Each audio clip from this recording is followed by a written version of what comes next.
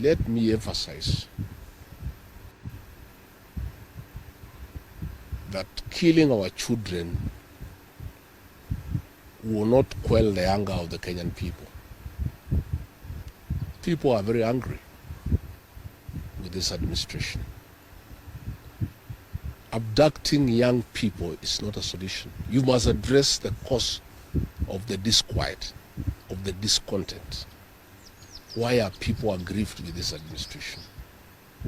That must be dealt with.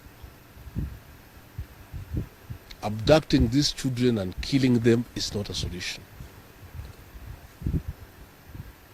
And I must remind my friend and brother, Dr. William Ruto,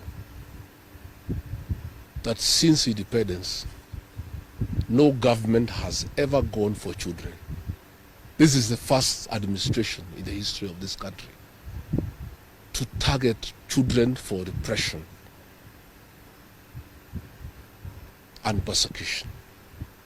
Even the colonial administration, brutal as it was, it never went for the children.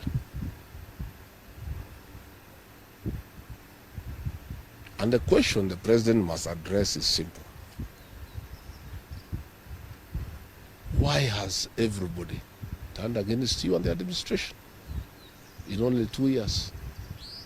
That is what you need to interrogate, instead of persecuting these children. Again, he must understand the law of nature. Nature abhors vacuum.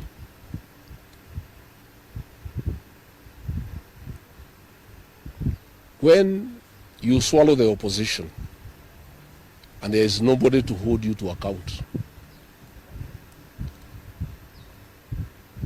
when you capture parliament and other institutions of oversight, since nature abhors vacuum, other formations will emerge to oversight you and hold you to account. And that is how the church has come up to hold the government to account. And that is how these young Kenyans have come out to hold the government to account. In the unfortunate event that these children were to be muzzled and silenced through death and abductions and other extrajudicial methods of silencing dissent, some new formations will also come up to hold the government in check, because nature abhors vacuum. So the amount of repression that is going on in the country is unparalleled, it is unprecedented, and it needs to come to an end.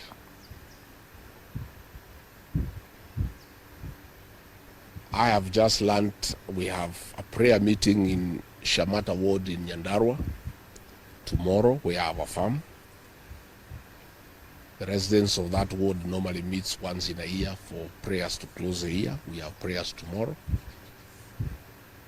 And the police commander there in that county is intimidating leaders to cancel those prayers, that they will not be allowed to take place, that they need a permit. I want to tell the county commander in Nyandarua that you don't need a permit to hold prayers. Again, is this repression by this administration. Even if you stop the people of Nyandarua from holding prayers, that will not change their political views of what they think about this administration. I want to say the prayers will go on. I'll be in attendance with the residents of Shamata.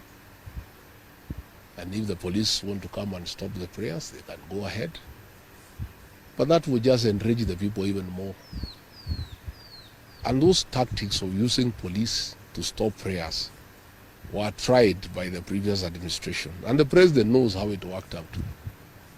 You just agitate people more. You make people more rebellious. There is no need for police to interfere with people's rights of expression, of association, and the freedom of worship. So I want again to ask the Inspector General of Police to tell his county commander in Nyandarua not to interfere with the rights of the people of that area to hold prayers and to congregate, to pray together, because those rights are guaranteed in the Constitution. And this is not the way to deal with dissent and discontent. Let the government take time to find out why people are unhappy. Why are people so discontented with this administration? But try to stop people from meeting, from congregating will not solve any problem. It will just magnify an already bad situation.